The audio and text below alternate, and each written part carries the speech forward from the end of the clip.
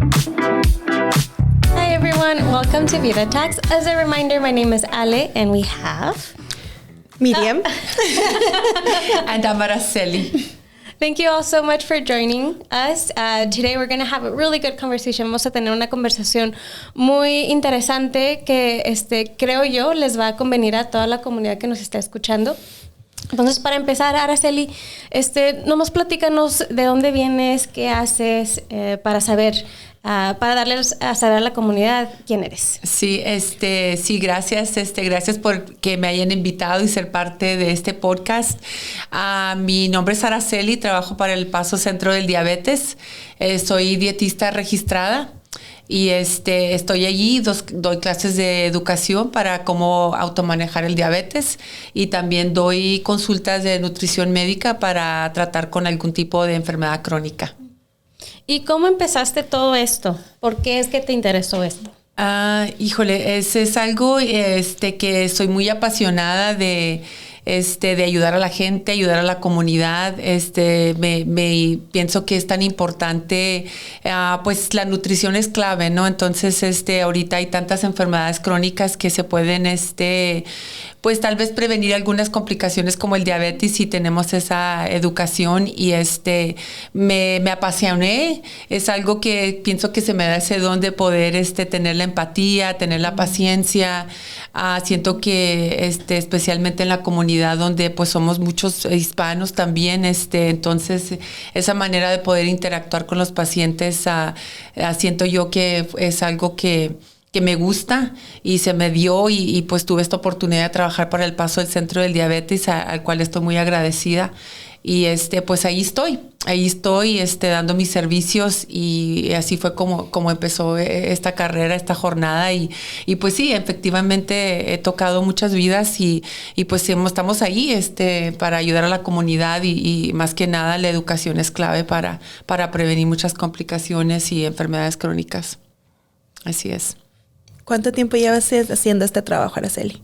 Este trabajo voy para 3 años. Okay. Ahí es donde he estado y el tiempo corre, pero muy, muy contenta de estar allí y aprendiendo. Cada día se aprende algo y aprendiendo mucho de la comunidad del Paso y pues ahí estoy. Y hablando de la comunidad del Paso, mencionas cómo uno tiene que tener empatía, este tema te apasiona. Desde el empiezo de estudiar esto ahora en el presente, ¿cuáles han sido esos temas, esos problemas en donde has notado que pasa la comunidad del Paso? Primeramente, cuando una persona es diagnosticada con esta enfermedad, con el diabetes, es una enfermedad donde la gente pues entra en etapas. Hay veces hay negación, hay veces hay depresión, hay veces hay enojo. Entonces allí es donde a veces el paciente pues no quiere tratarse, no quiere ir a clases de educación, de hecho hasta ni quiere ir con el doctor. Entonces allí cuando las personas llegan conmigo, especialmente al inicio, cuando doy mi consulta inicial, pues nota uno que hay esa barrera, ¿no? Esa barrera de no querer abrirse, tal vez estoy aquí porque me obligaron a venir, tal vez yo no quiero estar aquí, pero me mandó el doctor y se va a dar cuenta que no vine. Entonces, cuando tú empiezas a platicar con la persona, especialmente en una consulta inicial, tienes que tener ese tipo de empatía porque pues hay cargas, ¿no? Hay cargas por el diagnóstico, tal vez ya hay varias enfermedades que están en juego. Y más que nada ahorita pues hemos pasado tiempos difíciles con lo del COVID, también ha impactado a tantas personas en nuestra comunidad, tal vez por la falta de ejercicio, tal vez por la falta de comernos alimentos saludables, etcétera. Pero es donde entra la empatía de poder escuchar. De dejar que tal vez se desahoguen y tal vez más que nada que ellos se sientan con la confianza, porque es un espacio que tú tienes con el paciente, que ellos tienen que sentir esa confianza en ti, para que se abran más que nada, para que también sean honestos, porque muchas veces te pueden comentar, no, sí, yo me tomo mi medicamento, yo hago esto, yo me monitoreo el azúcar, yo hago actividad física, pero y hasta el final de algunas sesiones te das cuenta que no era el caso. simplemente porque hay esa negación o simplemente yo no lo tengo. Entonces sí entra mucho la empatía, o sea, y también pues, como te digo, escuchar y tener esa comunicación con la gente. Entonces por eso sí siento que tienes que tener ese don, esa manera de poder conectar con el paciente, porque si no hay esa conexión, no hay esa empatía, entonces a lo mejor esa consulta o esa clase no va a tener mucho impacto en el paciente. Uh-huh. Mencionas que a veces las personas cuando recién son diagnosticadas o cuando están empezando tratamiento, pues te dicen datos que no son realmente ciertos, ¿verdad? ¿Crees que aparte de esto sea porque hay un nivel de estigma o un nivel de vergüenza a lo mejor del diagnóstico? Sí, yo créeme que sí, pienso que sí es estigma y aparte que lamentablemente en nuestras familias viendo que somos hispanos, somos un gran porcentaje porque pues el ser hispano uh-huh. Ya es puede ser que es cuestión de tiempo. El ser hispano pues es un riesgo de que tal vez podamos tener diabetes. Entonces muchas veces cuando la persona es diagnosticada dicen no, ok, no le dan ya la seriedad porque tal vez pues mi tía lo tiene, mi primo lo tiene, o sea mi hermano, entonces como que no es algo nuevo y tal vez no le dan la importancia y tal vez sea por vergüenza de que no quiero ir a alguna convivio familiar, no quiero sacar mi insulina, no quiero sacar mi medicamento, o tal vez yo tanto que hablaba y que decía y mira, ahora me tocó a mí. Entonces, sí, puede ser vergüenza. Estoy de acuerdo que pasa eso, como te digo, vergüenza, negación, muchos estados emocionales donde sí lo veo, vez tras vez cuando estoy dando mis consultas de que hay cierto tipo de emoción que aún no podemos dejarlo al lado y pues causa estrés porque por lo mismo, o sea, no tienes el apoyo y yo pienso que también tener ese apoyo familiar, ese grupo de apoyo en tu casa. Entonces si estás en negación o estás en ese estigma de que pues mucha de mi familia lo tiene, entonces como que no lo aceptas, entonces pues no lo manejas. Posiblemente puede ser en etapas de prediabetes y pues no lo vas a decir, no tengo nada, etcétera. Y a veces pues pasa el tiempo y corre el tiempo y entonces ya a veces sí se complica un poquito la situación. And it sounds like this, whenever you talk about someone being diagnosed with diabetes, it sounds like it's a journey for them. It sounds like it's a journey of listening to the news, kind of coming to the realization, but that coming to, like, learning the news and then coming to the realization, there's just so much in between, from denying, from maybe being angry. And I think you speak very well on the fact that your job is not solely on, being able to say the news and give them the support, right, with whatever factual information there may be out there, but it's more so understanding that they may need time to assimilate to the news and understand that there's nothing necessarily wrong with those news, just as long as you get the support needed. But I think within anyone, really, regardless of the ethnicity or the race that you're coming from, you just want to be in a safe space. And I think you're able to provide that to them so that when they are ready to kind of be okay with the news, then you are there to welcome them and you are there to be able to provide that relationship with them. Am I on the right track? Yes, you're definitely on the right track. And yes, it is a journey. It is a very long journey because, there's situations where I've had diabetes for 20 years. And you're thinking, okay, and so you've had it for this long. But at this point, we're just starting the education. And you kind of think, wow, it's been 20 years. Hemoglobin A1C is at 10, and you were thinking you've had it for so long. You would think by now you would be able to manage it, or when you talk to them and you kind of feel like, wow, this tells me that. And for some people, it does take a little longer. So they get the diagnoses, and then it's kind of putting it in their mind, and then kind of going through the denial stages, and then maybe taking a little bit more time, and then maybe not wanting to take the interventions because they feel, you know what, no, I don't have it. I'm still in that denial stage. And so, yeah, it takes a long time before they kind of assimilate it, and it could be years. And so it's where, you know, I understand, and it is a long journey, and I'm still, it's so like compassionate because they have taken that step, even though it's taken them 20 years. Yeah. But we do see a variety, and that's what we're hoping for, is to reach out to the community where it doesn't have to take this long. And I also make it very clear to them that there's times that it's really not their fault. You know, it could be ethnicity, it could be race, it could be other factors, that it's not necessarily something they are doing wrong. And so I think I hear that a lot. It's kind of like, you know, it's my fault, and I shouldn't have done that. And so they blame themselves. And so then now it's kind of like, okay, I have to deal with this by myself.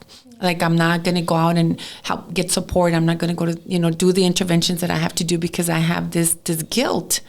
And sometimes that's not the case. You know, it's just kind of like, you know what, I got the diagnoses, and so what do we need to do? How do we move forward? And so, but yeah, you're right. There's many cases where it does take a long time before people actually feel like, okay, now I get it. You know, I wish I would have done this 10 years ago. You know, 10 years ago, where, you know, maybe I didn't have all these other complications now that I have to deal with now, not on top of the diabetes, but now I'm having to deal with other issues along with my diabetes, which makes it a lot harder on the patient. Yeah. As I'm understanding, diabetes is a complex disease that has a lot of environmental factors, maybe biological factors, social factors, and you know, that impact when a person can develop diabetes. And maybe because of all of those complex things, that's why it's such a difficult process, and maybe a long process for some of the population that gets diagnosed, right? Yeah, it is a long process. Mm-hmm. But what I'm also understanding is that even if you took 20 years to get to a point where you're like, okay, I think I need, you know, some guidance. I think I need something else in order for me to actually, you know, continue my journey. It's a chronic disease. It's going to stay there. Is there a positive thing of coming even 20 years later? You know, like if someone out there has it and they're not very, you know, sure about what to do, is there still benefit? Oh my goodness, absolutely. Even if it's 20 years, there is still that positive outcome where it could change a person's life. And what I keep saying is it's all about quality of life. And so even if you do come out 20 years later, okay, well then, you know what, you didn't do it 10 years ago, but you're here now. And the thing is, by managing it now, then, you know, from here going forward, you know, it might be a little struggle at the beginning because, we may have to make some changes in several aspects, but it's just so worth it. It's so worth it because I see that. And, you know, I have patients that are, you know, older, more of the third generation, and they call me back and they say, you know, I just never thought I could manage this. I never thought that this was possible because I've had it for so many years.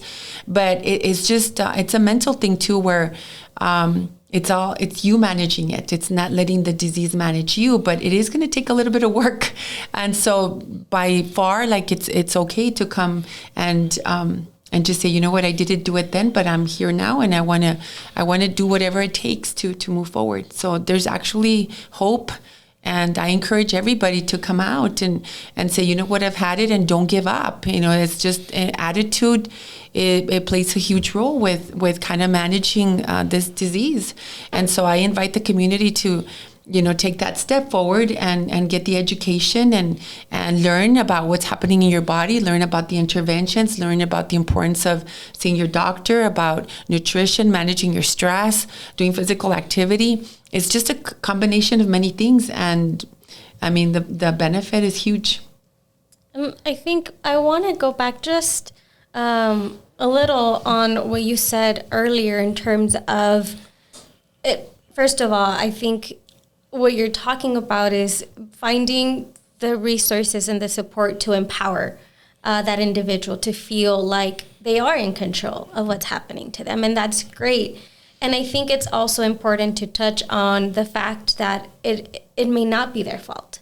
And you touched on the fact that it wasn't so much sometimes anything that they could have done. It was other factors that contributed to that. Right. And I'd like to dissect that a little bit more. What do you mean when you talk about that? So as far as the resources, there are a lot of resources. I mean, it can start off by asking your doctor and just kind of saying, you know what, I would like to learn a little bit more about, diabetes. And they know about several places here in El Paso where they can go out and get the education. Us at the El Paso Center for Diabetes, we do the diabetes self-management classes. And so on our website, at epdiabetes.org, we have a listing of all the resources, including Project Vida, including several other doctors, podiatrists, just so many other resources that they can actually go in there and get a little bit of information as to what we can offer here locally. So that would be a great place to start off. And then, of course, if they come to the center or come for the education, then at that point, then we expand their wings to kind of, tell them more on a personal, individualized matter of, where we feel they need to go. And so that would be my first to go to is having that connection also with the physicians. Once they've been diagnosed with prediabetes, I think that's where it all starts is kind of just... It's not that it's not okay and it's not their fault, but it's kind of like, okay, let's do something about it now before then things get a little out of hand. And I think it's a win-win for everybody, just because of the cost savings, health savings, the headaches, the complications. And so I think that's where that's where my thing is. It's kind of like I wish we had that directive and to kind of stop it then. But then for those that have already had it for a long time too, it's I would definitely encourage them to go into our website and kind of look at the resources that we offer. I mean, ideally, I think we would want to be doing preventative work rather than Absolutely. an intervention. Absolutely. And so on our website too, we have it's an at-risk test. And it's a very basic test just to kind of, it'll ask you questions, and then you just take the points. And based on the points that you get, then you might be at risk. And so it's not to alarm, it's not to panic, but it's one of those things that, people, and that's one of the issues that I see with our community is that it's that fear. It's that thing of, you know what, I don't want to know. I don't want to know. I don't want to even go there. I don't even want to ask my doctor because I feel that's a big thing in our community. And so I might have it. And so I want to just not know. And so by taking this risk test, it's kind of like, you know what, it's okay. It's okay because we time is everything. And so if you get diagnosed early on, then I think it would be very beneficial for the individual. So we have that at-risk test. And I encourage anybody to take it, because we do have those risk factors. Unfortunately, there is an issue with obesity in our community. There is an issue with less physical activity. There's more kids now with type 2 diabetes, just because there's less physical activity. The nutrition is not where it needs to be. And so let's take that risk test and kind of do preventative measures. Yeah, and I think, ahorita que estamos hablando de todo tipo de gente que puede ser impactada por diabetes, eso me pone a pensar en el lado personal, porque estás diciendo, tienen que estar, los estás invitando a que tomemos este tipo de pruebas para saber cuál es nuestro riesgo de tener diabetes, ¿verdad? Y en lo personal tengo una historial de familia que tiene diabetes. Y yo desde muy temprana edad tenía miedo. Tenía miedo al yo tenerlo, porque sabía que el riesgo pues incrementa cada vez pues estando en una familia con diabetes. Y creo yo estar escuchándote explicar y decir que son a veces hasta cosas muy pequeñas. Poner nosotros ese riesgo o ese miedo y transformarlo en un empoderamiento. Claro. Y saber cómo tomar control de nuestras decisiones. Entonces, no es tanto, es poder transformar ese miedo. Exacto. A decir, ¿sabes qué? tengo este riesgo, tomé esta prueba y puedo hacer lo siguiente para poder prevenir. Esto no es simplemente como una sentencia. Exacto, exacto. Y sí, o sea, efectivamente es de la manera que lo vemos, o sea, no es algo, no debería ser algo negativo ni debería ser algo que nos cause temor. Sí requiere de valor, no voy a decir que no, sí requiere de un poco de que no lo quiero hacer porque tal vez, pero verlo de la manera de que esto me va a empoderar, me va a ver de la manera que esto me va tengo el tiempo. Tengo el tiempo porque tal vez estoy más joven, tengo los recursos, me puedo educar, entonces puedo prevenir. Entonces, ¿qué mejor que prevenir a después tal vez lamentarnos o tal vez ser poco duros con nosotros y causar más estrés que causa que suba más el azúcar? Sí. Entonces, es irónico, ¿verdad? Entonces sí es cuestión de tiempo en muchos casos. Entonces, igual como dices tú, hay que dejar eso al lado. Y pues darle seguimiento y tomar el examen y estar con pues con un criterio abierto en cuestión de nuestra salud para poder prevenir. Hace rato mencionaste que es acerca de calidad de vida. Que el tomar la decisión de tratarte, de buscar recursos o de prevenir porque tomaste este test, es acerca de tu calidad de vida. Así es. Alguien que a lo mejor tomó esa decisión, ¿qué puede esperar de un proceso donde está acompañado? O sea, una vez que no se arman de valor y dicen que ok, voy a hablar con mi doctor primario, voy a acercarme al centro de diabetes del Paso, ¿qué puede esperar esta persona? ¿Qué clase de transformación o qué clase de actividad o qué puede esperar del proceso? Es increíble el proceso, es increíble lo que he visto. Simplemente por actuar, simplemente por tomar ese paso. Calidad de vida hay como un propósito, como una manera de ver tu vida diferente.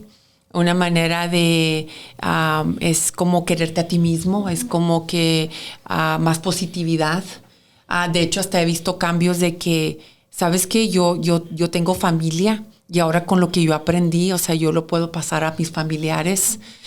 Veo transformaciones de que increíbles, o sea, de que, ¿sabes qué? Me estoy yendo al parque, invité a mi vecina. O sea, es como te diré, como que lo transmites, entonces lo tramitas a otra gente. Entonces como que esto, o sea, tú lo pasas a la gente, pero esa gente lo pasa más adelante. Y eso es cuando hablamos de que es un efecto como estilo dominó, que entonces estamos impactando a mucha gente de la comunidad. Y de eso se trata, de que venga esta persona al centro del diabetes y sienta que ya no hay solución, ya se me acabó, ya es medicamento, ya son amputaciones, es neuropatía, ya perdiendo mi vista, a que no. O sea, en el caso de que ya está más avanzado, pero o de prevención, o si ya lo tienes, que podemos detener esas complicaciones, pero y luego hay ánimo. Hay empoderamiento y aparte que lo empiezas a tramitar a otra gente. Entonces ahí no queda allí. Entonces ya de allí nosotros siento que estamos tocando la tía o el primo o el vecino o la amiga y déjame te platico y así me platican mis pacientes. ¿Qué crees? Estuve hablando con esta persona y hasta yo le estoy pasando la información que tú me estás dando a mí, le estoy enseñando de esto y entonces dices tú, yes, o sea, eso es lo que queremos, de que no se quede allí, de que siga la educación para prevenir, para que la gente esté educada y veamos menos gente que esté en un diálisis. Eso es mi cosa que cuando están en mis clases yo digo, y me entra mucho este sentimiento de que digo que pudimos haber prevenido cuando veo que un paciente llega a mis clases y ya está en diálisis. Y yo digo, ¿qué pasó aquí? O sea, tenemos diabetes por 30 años y sin embargo seguimos, digo... Y yo digo, esto no es posible. O sea, si pudimos haber hecho algo antes para no llegar a ese punto. Entonces sí veo transformación increíble. O sea, en cuestión de transformación en peso, transformación en hemoglobina 1C, transformación en colesterol, transformación mental. O sea, la gente es un ánimo, o sea, es contagioso. Entonces, de eso se trata calidad de vida. De que ya no te quedas en tu casa sin hacer nada, o sea, ya estás hasta tú mismo actuando. Esas son las transformaciones que veo que vale la pena. O sea, yeah. And it sounds like diabetes education, it aims to be this multi-generational approach where you mentioned you don't just touch the life of, let's say, a mom, but you touch the life of the aunt, of the sister, of the son, daughter, because I want to continue touching on this. One of the strengths of the Hispanic community is that we are a close-knit community, which means that we trust our loved ones. We are able to kind of follow and be guided by those who we see are doing good. Mm-hmm. And I want to kind of tilt to that conversation of, yes, we understand as human beings, we're going to be scared, we're going to be fearful, we're going to be in denial, with news that are not so favorable, right? Because they are telling us that there's something wrong with our health. Doesn't mean that, again, it's a sentence and it's something that should be labeled as wrong, but it could come off as something that is not the best. Mm-hmm. But to kind of wrap up this conversation, what are the strengths that we can capitalize as a Hispanic community, our traits, the way we think, that can help us continue improving the way we approach diabetes prevention? Well, I think the fact that the community, our El Paso community, is such a tight community. I feel our community is there to support our community, especially with family. I think that's one of our strengths, is that if we have that support, I think it's just kind of working with ourselves first to kind of open up and kind of say, you know what, I've been diagnosed with this, but the family is here to help me. The family is here to support me. I have the resources.